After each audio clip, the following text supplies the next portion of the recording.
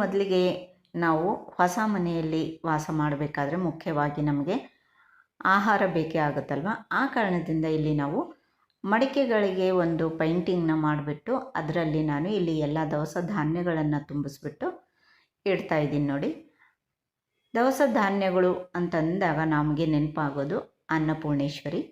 ನಾವು ದಿನಾಲೂ ಆ ಒಂದು ಮನೆಯಲ್ಲಿ ಹೋಗಿದ್ದು ದಿನಾಲೂ ನಾವು ಒಂದು ಆಹಾರನ ಸೇವಿಸಬೇಕಾದ್ರೆ ಅನ್ನಪೂರ್ಣೇಶ್ವರಿಯ ಒಂದು ಕೃಪೆ ನಮಗಿರಬೇಕಾಗುತ್ತೆ. ಹಾಗಾಗಿ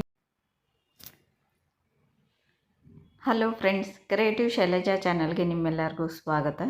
ಇವತ್ತು ನಾನು ನಿಮಗೆ ಯಾವ ಒಂದು ವಿಡಿಯೋನ ತೋರಿಸ್ತಾ ಇದ್ದೀನಿ ಅಂದರೆ, ಹೊಸ ಮನೆಯಲ್ಲಿ ನಾವು ಗೃಹ ಪ್ರವೇಶ ಮಾಡಿದಾಗ ಯಾವ ಥರ ನಾವು ಒಂದು ಕಿಚನ್ ಡೆಕೋರೇಷನ್ನ ಮಾಡ್ಕೋಬೇಕು, ಹಾಗೆ ಎಲ್ಲೆಲ್ಲಿ ಯಾವ ಥರ ನಾವು ಒಂದು ಫ್ಲವರ್ ಡೆಕೋರೇಷನ್ನ ಮಾಡ್ಕೋಬೇಕು ಅಂತ ಹೇಳ್ಬಿಟ್ಟು ಇವತ್ತು ನಾನು ತೋರಿಸ್ತಾ ಇದ್ದೀನಿ.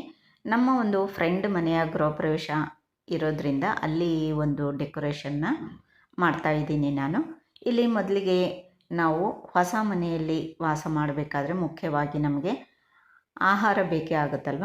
ಆ ಕಾರಣದಿಂದ ಇಲ್ಲಿ ನಾವು ಮಡಿಕೆಗಳಿಗೆ ಒಂದು ಪೈಂಟಿಂಗ್ನ ಮಾಡಿಬಿಟ್ಟು ಅದರಲ್ಲಿ ನಾನು ಇಲ್ಲಿ ಎಲ್ಲ ದವಸ ಧಾನ್ಯಗಳನ್ನು ತುಂಬಿಸ್ಬಿಟ್ಟು ಇಡ್ತಾ ಇದ್ದೀನಿ ನೋಡಿ.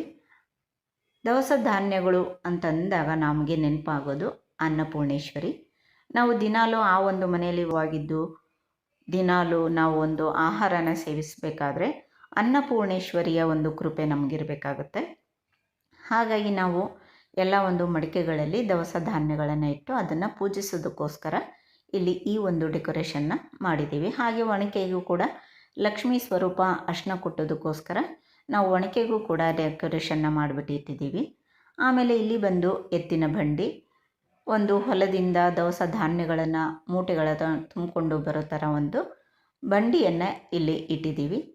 ಇದು ಕೂಡ ಒಂದು ಲಕ್ಷ್ಮಿಯ ಸ್ವರೂಪನೇ ಆಗಿರುತ್ತೆ. ಹಾಗೆಯೇ ಇಲ್ಲಿ ಗಂಗೆ ಪೂಜೆಗೋಸ್ಕರ 5 ಬಿಂದಿಗೆಗಳನ್ನು ನಾವು ಇಲ್ಲಿ ಅರ್ಶಿನ ಕೊಂಬು ಹಾಗೂ ಬಿಂದಿಗೆಗೆ ಹೂವನ್ನ ಇಟ್ಟು ಅರ್ಶಿನ ಕುಂಕುಮ ಇಟ್ಬಿಟ್ಟು ರೆಡಿ ಮಾಡಿ ಇಟ್ಟಿದ್ದೀವಿ ನೋಡಿ ಗಂಗೆ ಪೂಜೆಗೋಸ್ಕರ.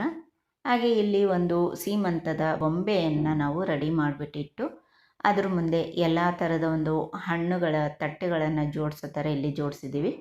ಈ ಎಲ್ಲ ಹಣ್ಣುಗಳನ್ನು ಕೂಡ ನಾನು ಕ್ಲೇನಲ್ಲಿ ಮಾಡಿದ್ದೀನಿ. ಈ ಒಂದು ಹಣ್ಣುಗಳು ಮಾಡೋ ಅಂಥ ವಿಡಿಯೋನು ಕೂಡ ನಾನು ಇದಕ್ಕೂ ಮೊದಲು ಹಾಕಿದ್ದೀನಿ. ಹಾಗೆಯೇ ಇದು ಬಂದು ತೆಂಗಿನಕಾಯಿಗಳಿಗೆಲ್ಲನೂ ಕೂಡ ಡೆಕೋರೇಷನ್ ಮಾಡಿಬಿಟ್ಟು ಇಟ್ಟಿದ್ದೀವಿ. ಇಲ್ಲಿ ಇದು ಶಿಂಕ್ ಬರುತ್ತೆ. ಶಿಂಕ್ ಮೇಲೆ ನಾವು ಈ ಥರ ಒಂದು ಡೆಕೋರೇಷನ್ನ ಮಾಡಿದ್ದೀವಿ.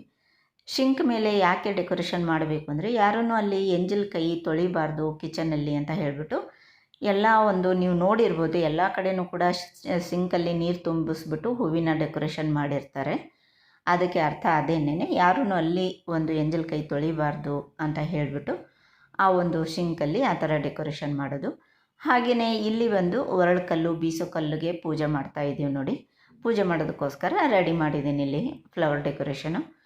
ಈ ಒಂದು ಒರಳು ಕಲ್ಲು ಬೀಸೋ ಕಲ್ಲೂ ಅಷ್ಟೇ ಲಕ್ಷ್ಮೀ ಸ್ವರೂಪ. ಇದೆಲ್ಲನೂ ಕೂಡ ನಮಗೆ ಯಾವುದ್ಯಾವುದು ಒಂದು ಲಕ್ಷ್ಮಿಗೆ ತುಂಬ ಇಷ್ಟ ಆಗುವಂಥದ್ದು, ಹಾಗೆ ಲಕ್ಷ್ಮೀ ಸ್ವರೂಪವಾಗಿರುತ್ತೆ. ಆ ಒಂದು ಎಲ್ಲ ವಸ್ತುಗಳನ್ನು ಇಟ್ಬಿಟ್ಟು ನಾವು ಪೂಜೆ ಮಾಡೋದು ಪದ್ಧತಿ. ಹಾಗಾಗಿ ಇವಾಗೆಲ್ಲನೂ ಕೂಡ ಯಾರು ಬೀಸೋ ಕಲ್ಲು ಆಗಲಿ ಅಥವಾ ಒರಳು ಕಲ್ಲಾಗಲಿ ಯಾರೂ ಬಳಸ್ತಾ ಇಲ್ಲ. ಆದ್ರೂ ಕೂಡ ಹಿಂದಿನಿಂದನೂ ಬಂದಂಥ ಪದ್ಧತಿಗಳನ್ನು ನಾವು ಬಿಡಬಾರ್ದು. ಹಾಗಾಗಿ ಇವತ್ತಿಗೂ ಅಷ್ಟೇ ಕೆಲವ್ರ ಮನೆಯಲ್ಲೂ ಕೂಡ ಬೀಸೋ ಕಲ್ಲು ಒರಳು ಕಲ್ಲನ್ನು ಬಳಸ್ತಾರೆ. ಅದು ತುಂಬಾ ಒಳ್ಳೆಯದು.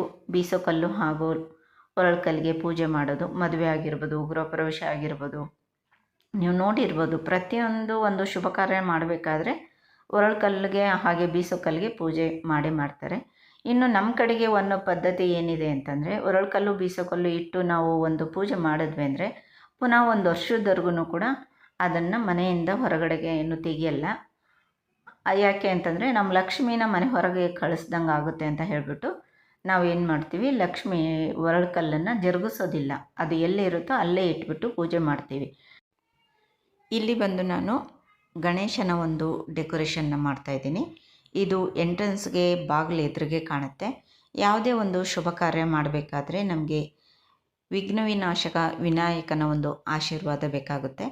ಹಾಗಾಗಿ ಇಲ್ಲಿ ನಾನು ವಿಘ್ನೇಶ್ವರನ್ನ ಇಟ್ಬಿಟ್ಟು ಇಲ್ಲಿ ಫ್ಲವರ್ ಡೆಕೋರೇಷನ್ನ ಮಾಡ್ತಾಯಿದ್ದೀನಿ. ಯಾವುದೇ ಒಂದು ಪೂಜೆ ಮಾಡಬೇಕಾದ್ರೆ ಮೊದಲಿಗೆ ನಮಗೆ ಗಣೇಶನ ಒಂದು ಆಶೀರ್ವಾದ ಬೇಕಾಗುತ್ತೆ. ಹಾಗಾಗಿ ಮೊದಲಿಗೆ ಎಂಟ್ರೆನ್ಸಲ್ಲಿ ನಾನು ಈ ಒಂದು ಗಣೇಶನ ಡೆಕೋರೇಷನ್ನ ಮಾಡ್ತಾಯಿದ್ದೀನಿ. ಹಾಗೆ ಪಕ್ಕದಲ್ಲಿ 2 ದೀಪದ ಕಂಬಗಳನ್ನ ಇಟ್ಟು ಅದಕ್ಕೆ ಲಂಗಗಳನ್ನು ಉಡಿಸ್ಬಿಟ್ಟು ಅದನ್ನು ಕೂಡ ರೆಡಿ ಮಾಡಿದ್ದೀನಿ.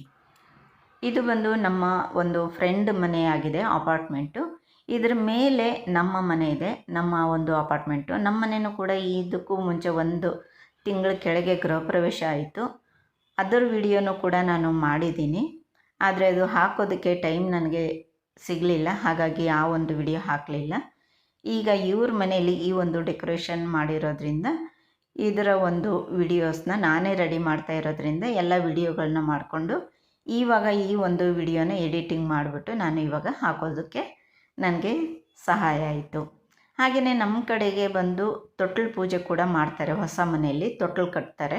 ಅಂದರೆ ವಂಶ ಮುಂದುವರ್ಕೊಂಡು ಹೋಗಬೇಕು, ಈ ಮನೆಯಲ್ಲೂ ಮಕ್ಕಳು ಮರಿ ಎಲ್ಲ ಆಗಬೇಕು ಅನ್ನೋ ಒಂದು ಅರ್ಥದಲ್ಲಿ ತೊಟ್ಲು ಪೂಜೆ ಕೂಡ ಮಾಡ್ತೀವಿ. ತೊಟ್ಲಿಗೂ ಕೂಡ ಡೆಕೋರೇಷನ್ ಮಾಡಿಬಿಟ್ಟು ಇಲ್ಲಿ ಈ ಒಂದು ತೊಟ್ಲಿಗೂ ಕೂಡ ಪೂಜೆ ಮಾಡಿಬಿಟ್ಟು ಆ ತೊಟ್ಲು ಶಾಸ್ತ್ರ ಕೂಡ ಮಾಡ್ತಾರೆ. ಹಾಗೆಯೇ ಬಂದು ಇದು ಬಂದು ಟಿ ವಿ ಯೂನಿಟ್ ಹತ್ರ ಎಲ್ಲ ಫ್ಲವರ್ ಡೆಕೋರೇಷನ್ನು, ರಂಗೋಲಿ ಅದೆಲ್ಲ ಹಾಕಿದ್ದೀವಿ. ಇಲ್ಲಿ ಕೂಡ ತುಂಬ ಚೆನ್ನಾಗಿ ಕಾಣಿಸ್ತಾ ಇದೆ ನೋಡಿ. ಈಗ ಎಂಟ್ರೆನ್ಸ್ನಿಂದ ಪೂರ್ತಿಯಾಗಿ ತೋರಿಸ್ತಾ ಇದ್ದೀನಿ ನೋಡಿ.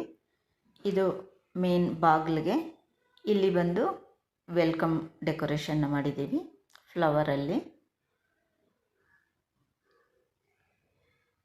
ಈಗ ಒಳಕ್ಕೆ ಹೋಗ್ತಿದ್ದಂಗೆ ಟಿ ವಿ ಯೂನಿಟ್ ಇದೆ. ಇಲ್ಲಿ ಟಿ ವಿ ಯೂನಿಟ್ ಹತ್ರ ಈ ಥರ ಫ್ಲವರ್ ಡೆಕೋರೇಷನು, ಹಾಗೆ ಎದುರಿಗೇನೆ ಗಣೇಶನ ಡೆಕೋರೇಷನ್ ಮಾಡಿದ್ದೀವಿ. ಇದು ದೇವರ ಮನೆ. ದೇವರ ಮನೆಯಲ್ಲಿ ಲಕ್ಷ್ಮೀನ ಸ್ಥಾಪನೆ ಮಾಡಿದ್ದೀವಿ, ಲಕ್ಷ್ಮೀನ ಕೊಂಡರಿಸಿದ್ದೀವಿ ಸೀರೆ ಉಡಿಸ್ಬಿಟ್ಟು. ಮೇಲ್ಗಡೆ ಗೋಪುರ ಥರ ಇದೆ ನೋಡಿ. ಹಾಗೆ ಇದು ಒರಳುಕಲ್ಲು ಹಾಗೂ ಬೀಸೋ ಕಲ್ಲಿಗೆ ಶಾಸ್ತ್ರ ಮಾಡೋದಕ್ಕೋಸ್ಕರ ಎಲೆಯನ್ನೆಲ್ಲ ಇಟ್ಟಿದ್ದೀವಿ. 5 ಜನ ಮುತ್ತೈದೆಯರು ಸೇರಿ ಪೂಜೆ ಮಾಡೋದದು. ಹಾಗೆ ಇಲ್ಲಿ ಗಂಗೆ ಪೂಜೆಗೆ 5 ಬಿಂದಿಗೆಗಳನ್ನು ರೆಡಿ ಮಾಡಿ ಇಟ್ಟಿದ್ದೀವಿ. ಹಾಗೆ ಇಲ್ಲಿ ಬಂದು ದವಸ ಧಾನ್ಯ ತುಂಬಿಕೊಂಡು ಬರ್ತಾರಂತ ಎತ್ತಿನ ಬಂಡಿ, ರೈತ. ಇಲ್ಲಿ ಬಂದು ಎಲ್ಲ ದವಸ ಧಾನ್ಯಗಳು ತುಂಬಿರೋಂಥ ಮಡಿಕೆಗಳು. ಹಾಗೆ ಒನಕೆಗೆ ಲಕ್ಷ್ಮಿಯ ಒಂದು ಮುಖವಾಡವನ್ನು ಇಟ್ಟಿದ್ದೀವಿ. ಇಲ್ಲಿ ಸೀಮಂತದ ಗೊಂಬೆ ಹಾಗೂ ಇಲ್ಲಿ ಸೀಮಂತದ ಎಲ್ಲ ಒಂದು ಪದಾರ್ಥಗಳು ತಟ್ಟೆನಲ್ಲಿ ಜೋಡಿಸಿರೋ ಥರ ಡೆಕೋರೇಷನ್ ಮಾಡಿರೋವಂಥದ್ದು. ಈ ಸಿಂಹಾಸನ ಮಾಡಿರೋದು, ಕ್ಲೇನಲ್ಲಿ ಮಾಡಿರೋಂಥ ಎಲ್ಲ ಐಟಮ್ಗಳ ವಿಡಿಯೋಗಳನ್ನು ನಾನು ಇದಕ್ಕೂ ಮುಂಚೆ ಹಾಕಿದ್ದೀನಿ, ನೀವು ಹೋಗಿ ಅದನ್ನು ನೋಡ್ಬೋದು. ಇಲ್ಲಿ ಬಂದು ತೆಂಗಿನಕಾಯಿಗಳಿಗೆ ಡೆಕೋರೇಷನ್ ಮಾಡಿರೋಂಥದ್ದು ನೋಡಿದ್ರಲ್ಲ ಫ್ರೆಂಡ್ಸ್. ಗೃಹ ಪ್ರವೇಶದ ಸಮಯದಲ್ಲಿ ಸ್ವತಃ ನಾವೇ ಯಾವ ಥರ ಒಂದು ಡೆಕೋರೇಷನ್ನ ಮಾಡ್ಕೋಬಹುದು ಅಂತ ಹೇಳಿಬಿಟ್ಟು ಇವತ್ತು ನಾನು ನಿಮಗೆ ತೋರಿಸಿದ್ದೀನಿ. ನಾವು ಈವೆಂಟ್ಸ್ನವ್ರಿಗೆ ಕೊಡೋಕ್ಕೆ ಹೋದಾಗ ತುಂಬಾ ಖರ್ಚು ಬರುತ್ತೆ. ಅಂದರೆ ಒಂದು 20-25 ಸಾವಿರ ರೂಪಾಯಿವರೆಗೂ ಕೂಡ ಖರ್ಚಾಗುತ್ತೆ. ಅದರಲ್ಲಿ ಒಂದು ಸ್ವಲ್ಪ ನಾವು ಖರ್ಚು ಮಾಡ್ಕೊಂಡ್ವಿ ಅಂತಂತಂದರೆ ಸ್ವತಃ ನಾವೇ ಈ ಥರ ಎಲ್ಲ ಒಂದು ಡೆಕೋರೇಷನ್ನ ಮಾಡಿಕೊಂಡು ನಾವು ಗೃಹ ಪ್ರವೇಶ ಮದುವೆಗಳಿಗೆ ಈ ಥರ ರೆಡಿ ಮಾಡ್ಕೋಬೋದು. ನೋಡಿದ್ರಲ್ಲ ಫ್ರೆಂಡ್ಸ್, ಗೃಹ ಪ್ರವೇಶದ ಸಮಯದಲ್ಲಾಗಿರ್ಬೋದು, ಮದುವೆ ಸಮಯದಲ್ಲಾಗಿರ್ಬೋದು, ಕಿಚನಲ್ಲಿ ಯಾವ ಥರ ಒಂದು ಡೆಕೋರೇಷನ್ ಮಾಡ್ಕೋಬೋದು ಅಂತ ಹೇಳಿಬಿಟ್ಟು ಇವತ್ತು ನಾನು ನಿಮಗೆ ತೋರಿಸ್ಕೊಟ್ಟಿದ್ದೀನಿ. ಈ ಒಂದು ವಿಡಿಯೋ ನಿಮಗೆ ಇಷ್ಟ ಆದರೆ ಲೈಕ್ ಮಾಡಿ, ಶೇರ್ ಮಾಡಿ, ಹಾಗೆ ನನ್ನ ಚಾನಲ್ನ ಸಬ್ಸ್ಕ್ರೈಬ್ ಮಾಡ್ಕೊಳ್ಳಿ ಅಂತ ಹೇಳ್ತಾ ಇಷ್ಟೊತ್ತರೆಗೂ ವಿಡಿಯೋ ನೋಡಿದ್ದಕ್ಕೆ ಧನ್ಯವಾದಗಳು.